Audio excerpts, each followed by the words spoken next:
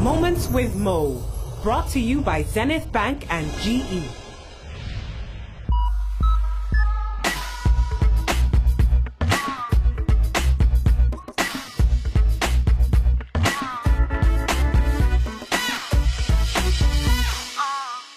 Welcome to Moments with Mo. It's Good Friday and we are celebrating the day with some good laughter. It's our way of wishing you a happy Easter in advance. Yes. Happy Easter in advance! Happy Easter in advance.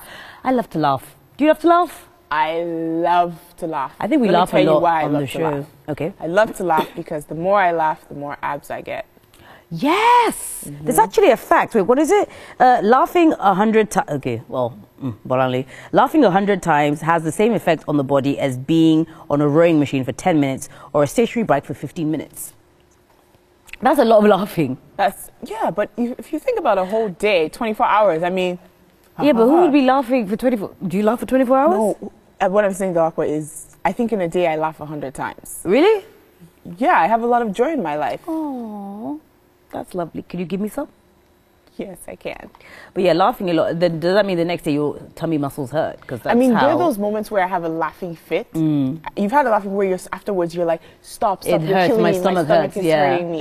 Yeah, that would be exercising your abs. And I sound like a physician, but anyways, your abs are working itself, and you're getting. Because when you laugh, you can do the. I don't want people to see my gut in my dress. You can do the breathing and the in and out thing, But I mean, I think I love comedy. I you fact that despite the craziness that's happening to us all around the world, you can still use comedy to bring some joy into your life. It's like it's also like a form of escapism. Like when you watch a movie or you watch someone doing comedy or stand-up comedy. It just, you know, if you think about history, though, it's been used throughout history to alleviate depression in terms of, I remember I learned this in my history class during the Great Depression I believe the Great Depression in America, people would go to all these slapstick comedies, and that's when actually the comedic films became really popular because it was very cheap to go. Here you were suffering, you lost your job, you lost your home, you lost everything, but you could pay like a dime to go and you just have some cute comedy for a few hours. And they do say that people that laugh more tend to live longer. Yeah, so I'm hoping. We're hoping to inject some laughter into your lives today. Yes, exactly, you know, in the Easter spirit. And we're going to see a lot of comedy today. Yes. So, you know, hopefully we're going to... I was going to say tickle those taste buds. I don't know why I always have food on my mind. Not tickle, what's it? Tickle you, you know? Hopefully we're going to make you laugh. There's a saying about tickling something, but why it's not taste buds. Why don't you try and crack a good joke right now? I never said I was a comedian, but you think you're funny. I never said that either. Yes, you did. Off air. She thinks she's funny. Okay, well, I don't have any jokes right now, but during the break, I'm going to think of one, and afterwards, maybe I'll tell you. We're going to hold you to that. Well, it's a bumper package tonight on Moments with Mo with a lineup of performances. Meet the first act after the break.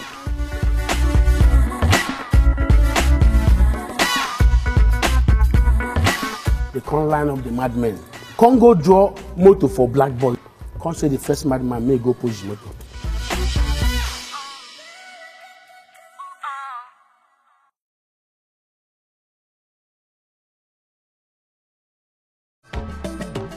Dedicated to people, technology, service. Zenith Bank, in your best interest.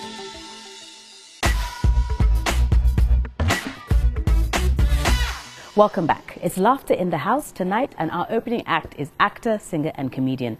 We present to you Kingsley Ubona, aka Dauda. Dauda, welcome to Moments with Mo. Welcome to Moments with Mo. Happy Easter in advance. Yeah, how you doing? Peace, yo. So, Dauda, tell us, what have you been up to? Oh, it all depends on where you're coming from. Been up to something like what? Like recent things or... Yes, recently. Okay. Normally, the stand-up thing and acting proper. Yeah. Comedy precisely. Okay. So that's what I do. Okay, so, you know, today is called Laughter in the House. All right. So we want you to entertain us, Dauda. Do you have some jokes for us? Yes. Are you serious? Yeah, yes. Of course. I like your face. Your face, they make me laugh. Are you a Chinese? Oh, I'm laughing. All right. You know, I enjoy the powder on your faces, you know. Oh my gosh. Is it kind of, is it, you know, we have pancake. And we also have, I don't know, which one do you know? Which one do I do? The kind of powder you put on today. Because What's it We'll have to called? ask Because our makeup That's our artist. makeup artist. is that a normal face? I don't know about you, it's my normal face. Someone woke up like that. All right. Yeah. That's just by the way. Anyway, sort of business, so the eyeglass will come out. I don't know whether I don't see these people or make her come down to the language where my people will understand. Okay. Those days, Faba, would they get these madmen where they mad? Okay. They go to hear, con. They go, they go. People, they kill them all. Use them, they make money for road. By the time, the people, they kill them, say, these guys, where would they like cure every day? Make we now test whether their brain on the correct. It's not a function of, you know, curing them or giving them medicine for madness. Make we test whether what would they do is working. They can't line up the madmen. Congo draw motor for blackboard. You know blackboard? Draw motor for blackboard. Can't say the first madman may go push the motor. The first madman rush, begin push motor where they for blackboard. As they push the motor, they go. They say, come out. Call the second man. The man, they push the motor. But meanwhile, as then they push that motor, one of the madmen did that they laugh. Look at these idiots. The guys come say, if I say this one with they laugh, they say, don't they get himself? Make we ask why they laugh. Oh boy, why they laugh as they push car? Look at these idiots. They push the car while I hold the key. Oh my God. Now you hold the key of the car when they push. So, that's it. That's one for you. Now, normally, I don't know. Do you know that a guy man, have you been to Aba before? Have you been to Owerri before? Oi. But you've been to Akwa Ibom? No. Where are you from? Lagos. Lagos. Okay, but it doesn't concern you anyway. A guy man in Owerri is a mugu in Aba. Those men will know about where. A guy man for Owerri is a mugu in Aba. One day, Amrobas, where they Owerri, decides say they won't go thief. It comes to they won't go thief for Aba. Unfortunately for them, they go into a house where the Amrobas, where they live for Aba, they live. Now they won't go thief. As they break the whole place, bah, bah, bah, if you move, I should do, bah, bah, bah, we have come to thief. If you don't bring all that thing. The Amrobas, what did I say? My friend, if you want to thief, why are you shouting? You want to wake up my landlord? Take it easy, don't make noise. Bring down your voice. Now the boss didn't bring down the voice. I say, where is the body? Where is the body? Bring down the body order. I'll finish everybody. Where are you guys from? Where from our water? It's okay. You want to thief, okay. Oh boy, go open wardrobe for I make it thief. What you want thief, make you collect what you want collect. As they open the wardrobe, AK-47, 80. Pump action, 50. Bomb, 100. Now the thief woke up from where they begin shout. Abaye! Thief don't catch us! Thief don't catch us! He said, who are you? I'm going to ask them, who are you? We are vigilante.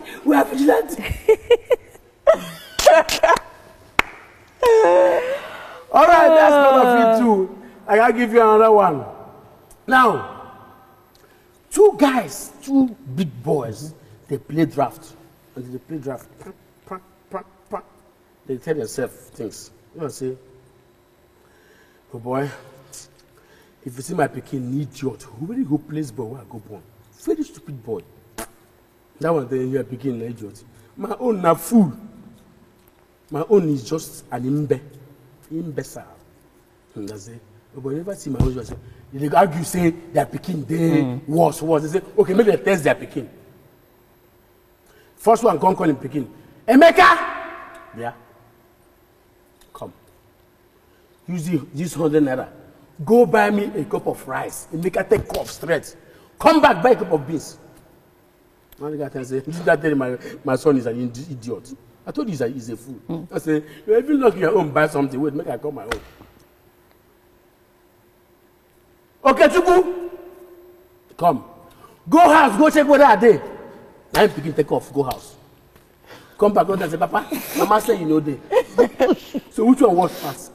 Dauda, we're going to take a break and we'll be right back after this.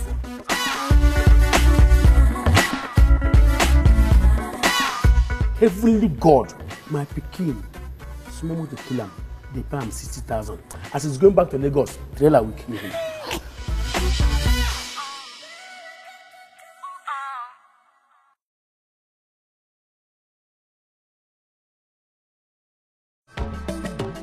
Dedicated to people, technology, service.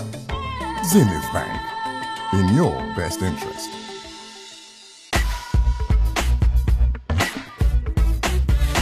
Welcome back, and we're still here with Dauda. So, how easy is it for you to make people laugh?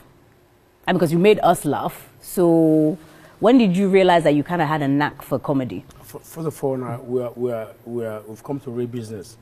Can I put You go, oh, okay. So is this serious is like Dauda, funny Dauda? Serious Dauda, funny Dauda. Yes. Okay. Yeah. Okay. You can go ahead now. So when did you realize that you had a knack for comedy and you could make people laugh? All right. Truthfully, from my kindergarten. Really? No, that's right. Oh, okay. Those days, I was born in Aba, school there. So from then, you wouldn't know this thing I'm saying, but those who come from Aba, we know. We had then Channel 6, NTA Channel 6. We had a show called O'Connor's Club. So after dancing, after the whole thing, I'll come out. I will just, after watching, I'll perform it. Like dance, funny dance. In my kindergarten days, I was the little boy that would dance on a graduation day. I danced. So it's been like that. From childhood, from there, we go into secondary school. I started dancing electric shock, those days, electric shock. You know, like all this break dance stuff. Yeah. Then we had what we call in Abadan children variety. Okay. Then after that, I'll dance for them too. Yeah. So that's how we started. So it's been like, then in that same secondary school days, like my class 1, class 2, I attend 7 days Adventist church. Okay. So we used to have camp meeting. I was the junior choir master. It was beautifully show. I have been on stage all my lifetime. So you've always had a knack for performance, but how do you make most of your jokes? What do you reference to? Is it stories you hear, or is it just expanding on everyday life situations? No, it's everyday life situation. Okay. Sometimes we could hear a story from someone that looks like a joke, and you can turn it. You just keep, trying to propagand it, trying to make it sounds funny. You make it sound funny because sometimes you just hear them, it's not that funny. All you do is just keep trying, and everywhere you go to, you like want to say it. Yeah. You say it and to see if someone will laugh. If they didn't give you that kind of laughter you want, you will rephrase it again. Just keep coming. That's how it goes. Yeah. Everything about life is joke. Okay. The first movie I acted in my life. Yeah. I died in that movie. Okay. Moto kill me, I died. Did you have any lines? Did you say anything? Lines. My mother thought actually I was dead. A local village woman. I didn't know she was crying at home. The cry say I don't die. That's the next smart people that came back with 60,000 where they pay me for the movie. My mother saw me, was surprised. I said, I thought you were dead.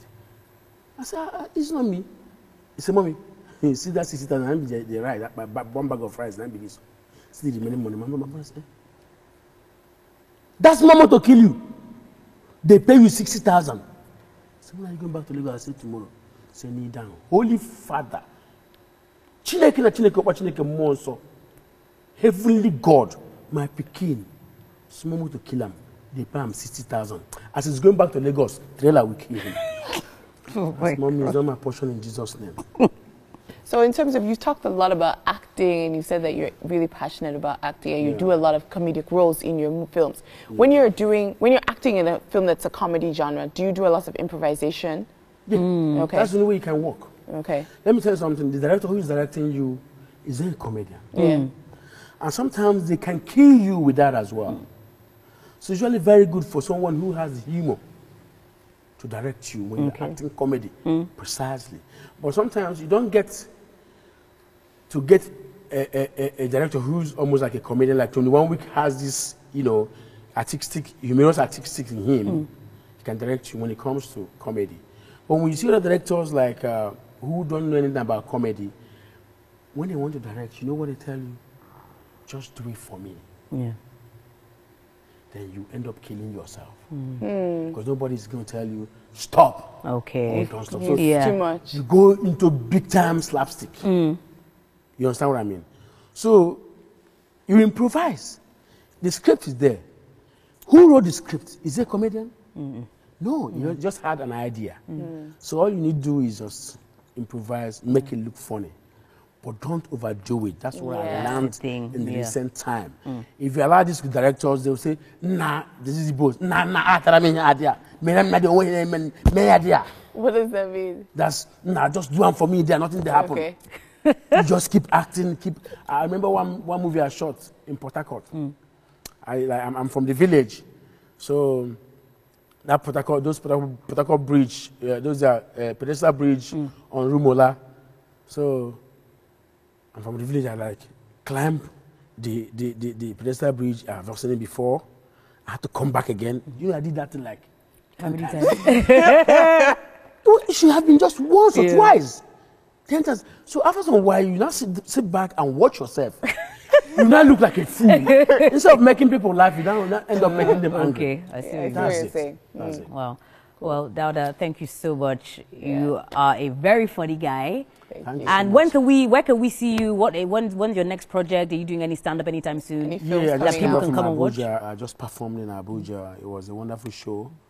And that show was Kings of Comedy. Okay. We had a whole lot of, you know, old-time comedians, those who revolutionized this comedy, you know. The likes of Ali Baba, Dauda, a whole lot of us. Keba Kasi. These are men that brought this thing to... Yeah, that set the stage. Yeah, for us. But we're still there. We're still there. Yeah, thank you very much. And Dauda will be joining us for our Facebook question segment. We will see you after the break.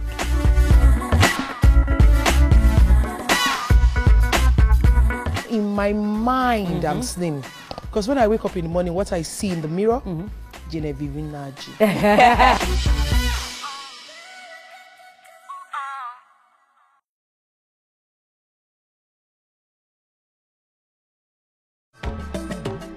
Dedicated to people, technology, service. Zenith Bank, in your best interest.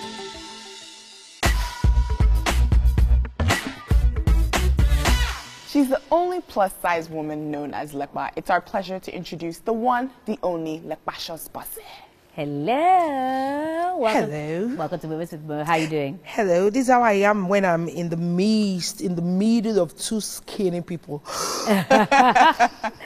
Okay, so tell us, how did you get that name? Exactly, people like you. Really? I look at you and I'm depressed. Don't be You silly. know, I'm like, how can anybody be this? I mean, you guys have it all. You're beautiful, you're slim, you're everything. And then I look at the mirror and I'm like, No. who is this? So I tell myself, no, in my mind, I'm slim. Really in my mind. Because when I wake up in the morning, what I see in the mirror, Genevieve Naji. I like that. That's great. Yeah. So, how did you get into comedy? Well, that's funny. I got into comedy professionally when I was in the University of Ibadan, somewhere in the 90s. And I went in to study theatre arts.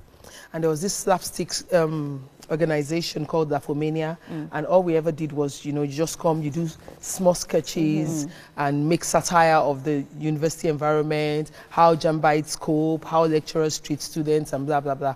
Now, the truth is, it's the same set of people that do the slapstick.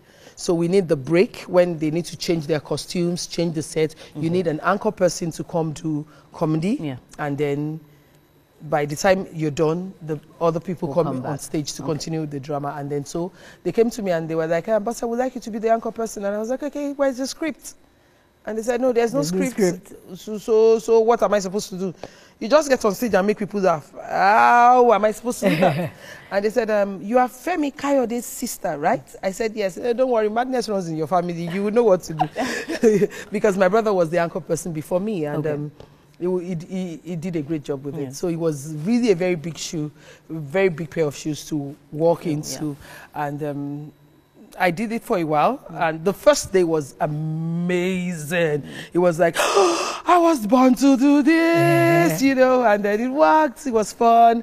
And after that, I went to study law, and they kept coming back to call me, and that was it. So you ended up studying law, but then now professionally you're a comedian. What made you decide to continue comedy and not practice law? Hunger. Hunger, the need to pay the bills. You know, there's something about comedy. It's just it's amazing. It's like getting invited to somebody else's party, and you get to eat all the good food, you meet all the nice people, you wear all their beautiful ashwebi, and they're paying you for it. It's it's just wonderful. And you know, being a lawyer requires so much energy for me, and even in those days when I have to go to court, I'm like depressed, as in it's a major process for me to process my mind, get into the whole idea of going to court, getting to get my facts right, getting to remember what to say in court, you know. But with comedy, I'm just there. It's just natural. It's just something I do. And even when I'm not trying to be funny, even when I'm trying to be serious with my friends, and everybody's like laughing, and I'm like, I'm serious, you guys. This is a very serious issue we are talking about. Everybody's laughing, and I'm like, you know. So it's more like comedy found me, you know, more than I found comedy. There's nothing better than being paid to do what you love. I think so. We can see you're very passionate about it. So in saying that, we're gonna have to put you on the spot. Okay, so we need you to perform and do a little something for us, okay? Can direct it to us, you can direct it to the camera, whatever you want to do. The problem, Dolako, is that you guys are too serious. I've been watching you. You're too serious. You're used to interviewing people that want to talk about statistics and want to talk about political things. So when you see comedians like this, you're like, what is she saying? Please tell us how we can repair Nigerian roads. So I'm thinking in my head, okay, what do they want to hear? Anyway, the truth is, the reason why everybody calls me the Cassius Bosse is I do a lot of comedy around my weight, you know, because I feel the big person is the brunt of everybody's joke, okay? So I take it from you, and I make myself the brunt of the joke, and then you're powerless. You can't hurt me anymore. That's it. But talking about comedy, in 2010, armed robbers attacked me, you know, and then they took away my car. And when they were going with the car, they wanted to take me with the car. That was one of the few times I was happy to be big. Because if it was Dolakbo or you, hey, they would have gone with you. You would have gone, sis. Me, they tried to push me in the middle so that they will lock the door. The door did not lock. They pushed and pushed, the door refused to lock. So they decided to push me out of a moving car. The car, they couldn't push me. The other was a pious push. They pushed and pushed. They could not push me. Eventually, armed robber became my protocol officer. They parked the car, came down from the car, said, Madam, get down. I got down myself. A week or 2 weeks later, they came into my estate, and they were robbing people's flats one after the other. When they got into my own flat, they knocked on the door. I opened the door. The guy said, everybody lie down. It took me like 5 minutes to realize that only me was everybody. Only me. So it's that's my kind of comedy. We're going to take a break, and we'll be right back after this.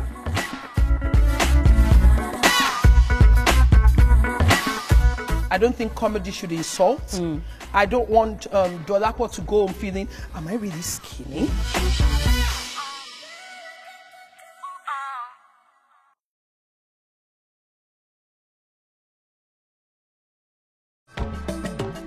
dedicated to people, technology, service. Zenith Bank, in your best interest.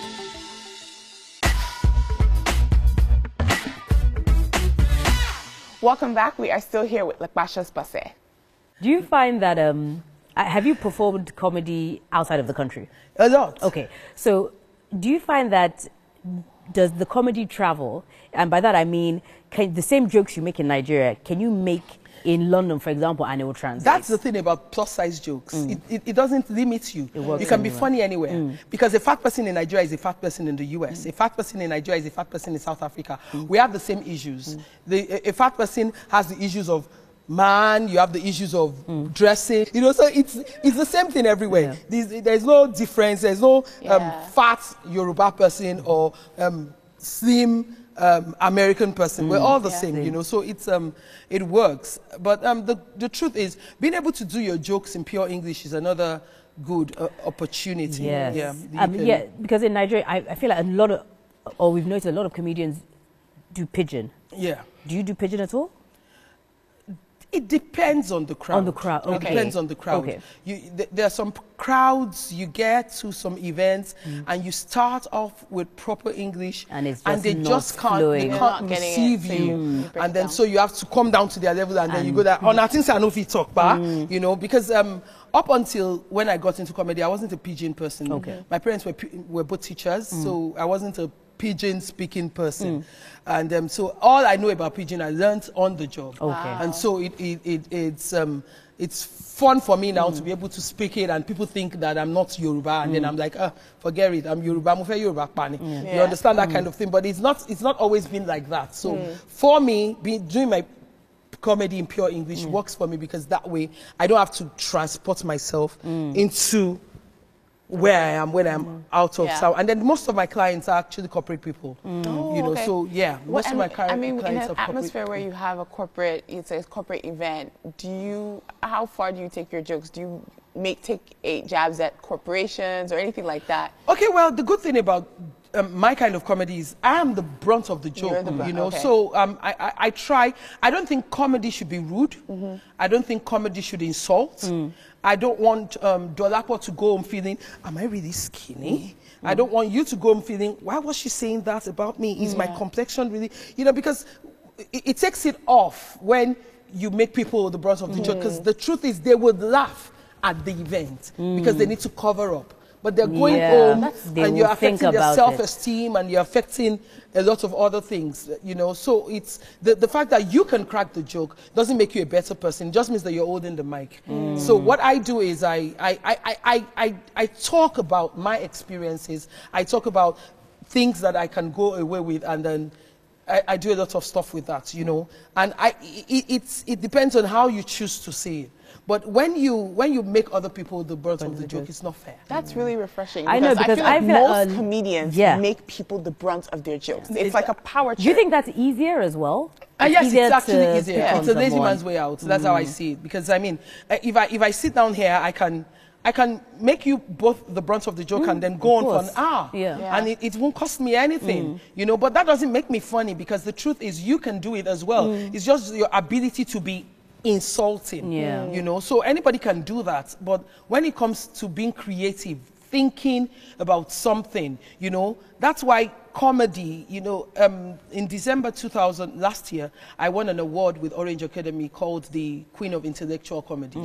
Because that in itself is what makes you a comedian. When they say, crack a joke about this, then your ability to be able to use this as a product for the joke is what makes you funny. It's not your ability to say, why is your hair like this?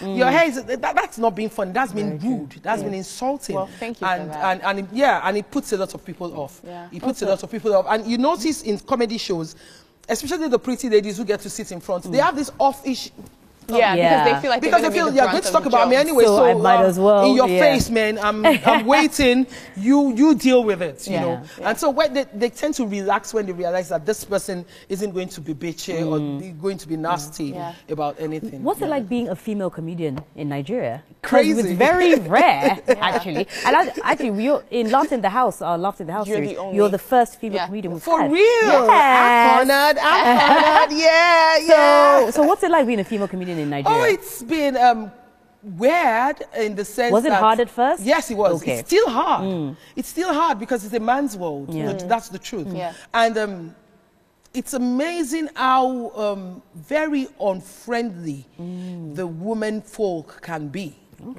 one to another. The women make you a star. That's the truth. Okay.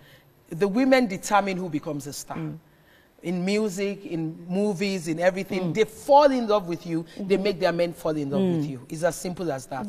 And it's always one thing or the other about the woman. Oh, what does she think she's saying? Oh, why is she saying that? Oh, why? But with the men, they're always a bit more relaxed. They feel you know what you're saying, and so it's a bit more carefree for them. Like I would always say, I don't understand why you would use a male comedian to launch a product, a cooking product. I don't know why you would use a male comedian to launch hair products, you know. But that's just how it is. So we have to fight for everything. I mean, we have to fight. It's just a bit harder. But what are some of your future plans? Are you working on any skits coming up or any shows? Yeah, well, we just finished a sitcom called Saints and City, showing very soon on TVs. When I say we just finished, it sounds like we finished last week, but then the truth is, I found out that post-production is amazingly crazy. It's me, Kofi, and ONG, the three musketeers, like they like to call us, doing something with a bar, and I run a canteen beside them, and then it's like the old kind of Bassi and Company kind of thing, but then we're doing that. And then I've done a couple of movies that will be coming out this year. I did Unconditional with Uche Jumbo. I did another one with Uche Jumbo. What's that title now? I can't remember. That one. Yeah, and then I did one with Omonio Boli called Being Mrs. Elliot. That's coming out this year as well. And one is out now. We had the viewing 2 weeks ago or thereabouts. Channel, starring Femi Jacobs and Waji. Yes, I definitely heard about that. But, it was so nice meeting you. But that's been about being fat as well, because they put me in that one of those roles where you wear boo-boo and you're beating everybody. You know, I mean, can't they just cast me as a pastor's wife or like, you know, I've lost small weight now.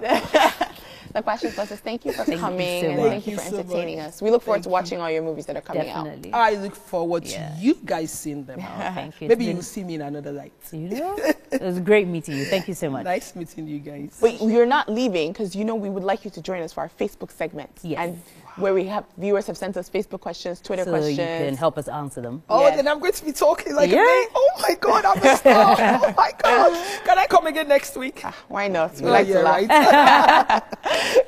All right, don't go anywhere. We'll be right back after this break.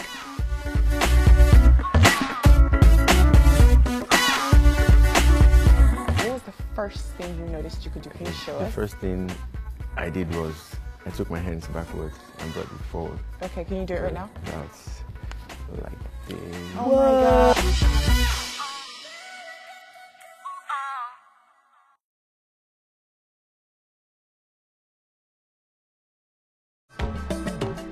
Dedicated to people, technology, service.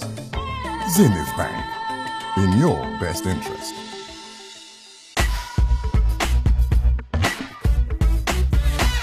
Welcome back. It's our Good Friday special here on Moments with Mo, and we have with us Kolawole Oyindamola, aka D-Flex, who is an amazing contortionist.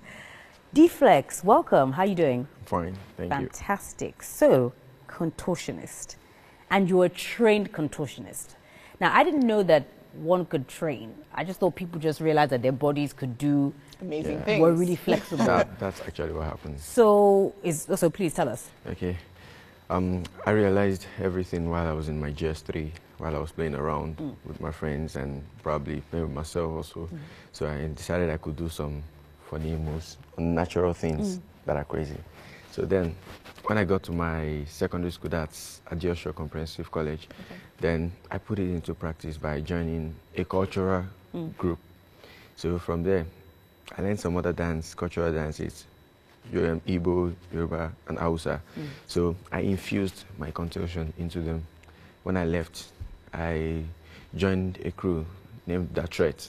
So from there, I started practicing more with my contortion before I took the bold step of going into the competition. They just concluded one, Nigeria's Got Talent. Oh, yes. Then I explored with it. So, D-Flex, what do you like most about being a contortionist? What I like most about being a contortionist is the fact that I'm different from every other person in particular, and each time I do my performance, I get good remarks, though some are kind of awkward sometimes, where they say, you're not human. And I'll be like, yeah, I'm human, but it's just my talent. So You said that when you were in secondary school, you noticed that you could do some unnatural thing. Yeah. What was the first thing you noticed you could do? Can you show us? The first thing I did was I took my hands backwards and brought it forward. Okay, can you do it right now? That's like the... Oh my God.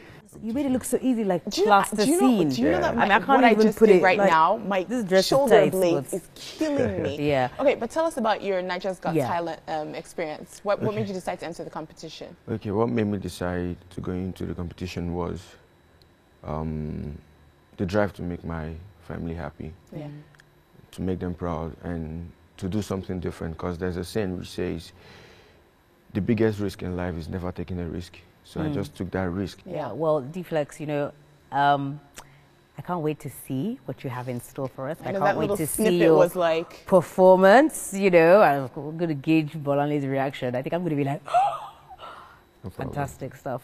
No Thank you so much for coming. And, you know, so we're going to see you perform in a bit.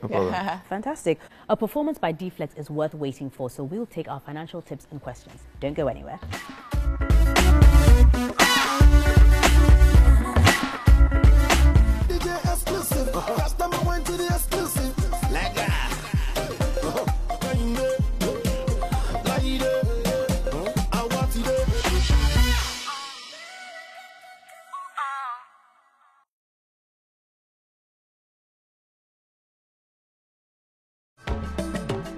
Dedicated to people, technology, service.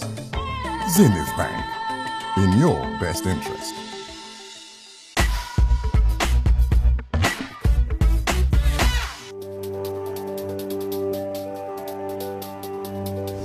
Welcome back. Today's financial tip is courtesy of Zenith Bank, and we are joined by Lekbashas Bosse and Dauda. And the tip is, have a savings plan. If you wait until you meet all your other financial obligations before seeing what is left over for your savings, chances are that you will never have a healthy savings account or investment. Resolve to set aside a minimum of 5 or 10% of your salary of savings before you start paying your bills. Better yet, have money automatically deducted from your paycheck straight into your savings account. Now, with the big bucks that the two of you are making, do you subscribe to that? 5 to 10% of your earnings. Okay, this question now, am I answering it as a comedian or as a human being? As anything you want. Because the truth is, in this Nigeria of today, how do you save now? As you are buying BlackBerry 1, they are bringing Z10. As you are just recovering from Z10, Q10 is out. As you are telling yourself, oh, I just bought iPad 1, they are waiting for you with iPad 3. What can you do? And if we don't have it, you people will think we are not successful. When you do savings, I mean, I do Concom services. What is that? Is different. Concom. You save in this, like in a coin box. Yeah. You know Concom.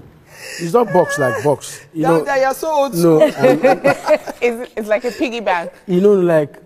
Dauda can never do a piggy bank. How? I am not. He was born in the village. I am not an Ajibo. I'm very local. And of course, when you look at my size, you will understand. I don't know piggy banks. I know elephant bag. Oh my goodness! Concom is like. You know, picnic. Yes. The tin. The tin, right? Okay, then that's where you slice it. Then you now put your change inside. Put your money that's inside. A piggy bank. This is Concom. Okay. Okay. Well, fair enough. Do you Do I? With all the money he's making. I do the automatic deduction thing. Yeah, definitely. That's a good but one. at least this tip has given you advice on how to make sure that you save well. No, but it's very simple. Follow the advice, I'll follow you. Okay, no problem. Okay, well, now it's time for our Facebook questions and comments. Let's see what we have in our mailbox today. Okay, first up, we have Tessie from Ghana, and she says, whenever Moments with Mo comes on air, my brother drops everything and remains glued to the screen. He is so updated and doesn't miss an episode. I feel you guys should award him as the best fan ever. He's not watching Moments with Mo for the information. He has what? two beautiful women presenting it. What? The guy is crazy about it. No. Excuse me, there's no best fan anywhere. They should just invite him to come and have dinner with you guys. That's all he wants. Does he have work? Can you imagine? He stays glued to the cake. Excuse me. It's not about he the show. Is glued. It's wait, what's about her name? people. Tessie from Ghana. I am pretty sure. Yes, your brother is an excellent chap. He's Tessie, glued. your brother He was is so in love. informative. Moments with Mo is educational. Yes, I agree, and it is being produced. It is being presented by two beautiful young ladies. That is the cocoa. Okay. If it was one boring man presenting it, he would not be watching it. Okay, fair enough. Okay, our final, we've got a question now. Jane from Namibia, and she says, I have a boyfriend that monitors me a whole lot, and he practically follows me everywhere and has even slapped me in public because I was chatting with another guy. It's quite embarrassing. He says it's because he loves me, and truth is, I love him too. What would you advise that I do? Marry him. Say, marry him. Jesus. That's the fastest way to die. Does she know anything about crime of passion? Huh? Crimes of I will passion? kill. Crime of passion, and nothing happens to There's you. You're a lawyer, exactly. right? She should marry him. You know, that's what I like about that? relationships these days. The only way to show is by being brutal. And she says she loves him, and he loves her too. So maybe after... And that love, she's loving him, she will soon die. Yeah, no, she won't die. She will be in the process of dying by stabbing. Jane, they are being sarcastic. Yes, no, Jane, we love you. You are taking them seriously. It's sarcasm. They're basically telling you to run for your get life. out. Yes. The fact that he could slap you in public, what will he do in private? Jane, please, can you stop doing that? It's bad. Thank you. We men, we can't take it. We're wicked. We're jealous with our girls. I can have 20 girls. I don't want you to have even another one. I love the sarcasm. I agree with you. Yeah. Dandy, marry me and let's see who will win. Am I mad? Do I want to die young?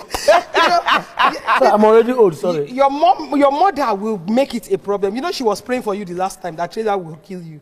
This time when she sees me, Okay, well, you guys, we've run out of time. Yes. Like Patros, Bosse, and Dauda, you've been absolutely fantastic. Thank you so much for joining us for our financial tip and Facebook questions. And hopefully, you'll come again sometime soon. That is a pity. Thank you. And have a happy Easter. Thank you so much. Well, thank you for your questions and your comments. If you have a question or a comment, we would love to hear from you. Just send an email, visit our Twitter handle or Facebook page. And a breathtaking act by Kola comes up right after this. Enjoy.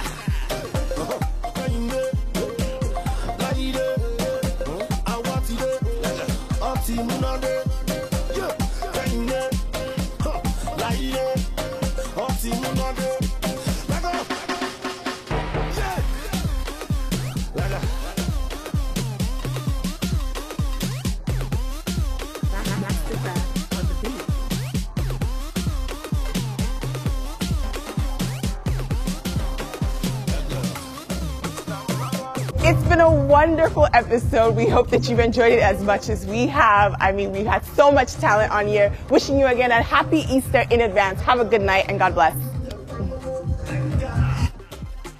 Number one,